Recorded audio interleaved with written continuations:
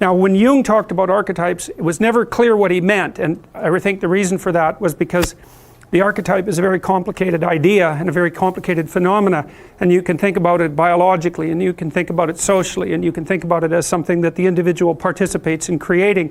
So it's not that easy to localize it. And as well, it's not that easy to localize it. And as well, Jung was never clear about what the universe of archetypes looked like. At some times he spoke as if they were a relatively small number, and then at other times he spoke as if they were innumerable. And I think the reason for that is, in part, it depends on the level of analysis, right? The more transcendent the archetype, the fewer they are, but they differentiate, because you might say, well, how many hero archetypes are there? And one answer could be one, but they differentiate all the way out into the diverse range of works of fiction that we have. So you could say there's as many variants of the hero archetype, roughly speaking, as there are works of fiction. So you think about it as a hierarchy with the ultimate archetype at the top. So then another question might be, what does the landscape of ultimate archetypes look like? And I think that that's what I tried to lay out, and that's what I'm trying to lay out in this diagram. So now, why do you want to know that? There's a practical reason, or there's a number of practical reasons as well as intellectual reasons. One of the most relevant practical reasons, as far as I'm concerned, is that integrating narratives, and so those would include political narratives, integrating narratives have their force because they draw on universal archetypes. Otherwise they wouldn't have any power, right? Because they're basically stories. Political stories derive their power from the underlying archetypal representations. Obviously, because they have to be concerned with the things that people find important, right? How can you sell a political message to someone if it isn't about something they find important? And if it's important to them, it's going to be grounded at least to some degree in their biological in their biological substructure. I mean, if you're talking to hungry people about food, it's a story that you can tell, right? Because it hooks them deeply. It hooks deep into their motivational systems. To use a narrative of utopia, which is the land of milk and honey, roughly speaking, a very, very old idea, you're also tapping deeply into intrinsic human longings. And so the idea that political narratives incorporate archetypal themes is not really, it's not an idea that I would consider particularly controversial. Putting it that way might be.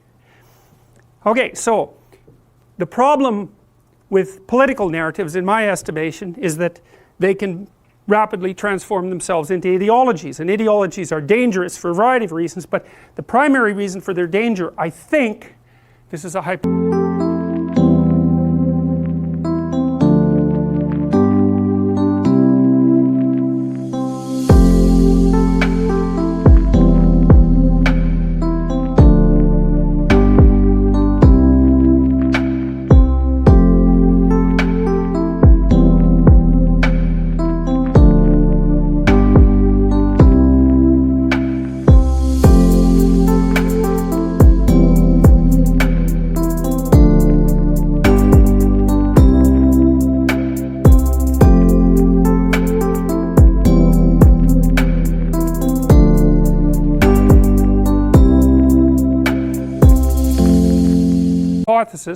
is because of their one-sided nature. What happens is that they capitalize, parasitize, I think is even a better way of thinking about it, a profound underlying narrative, but they don't tell the entire story. And so then if you're looking for orientation in the world because you're fragmented and chaotic, and somebody provides you with a partial story, that's going to serve an integrating function. And it's one of the things you see in psychotherapy is that if you're chaotic and confused and you go see a therapist who has a particular kind of practice, Freudian, behavioral, cognitive, Rogerian, whatever, there's a high probability that undergoing that course of therapy is going to be good for you, and that you might even come to view your life in the terms of that therapeutic practice. And you might say, well, why is that therapeutic practice right for you? Maybe it could.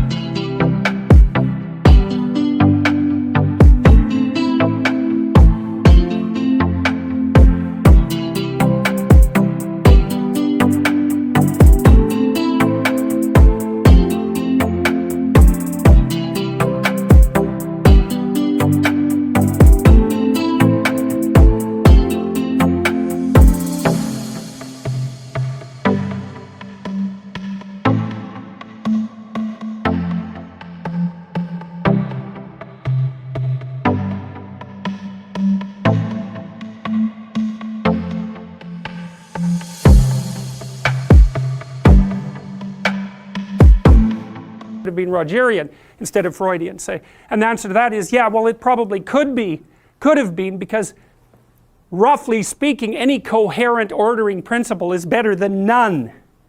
And so that's also a good way to think about human development from an intellectual perspective, is that partly what has to be provided to individuals as they mature into adults is some kind of ordering structure.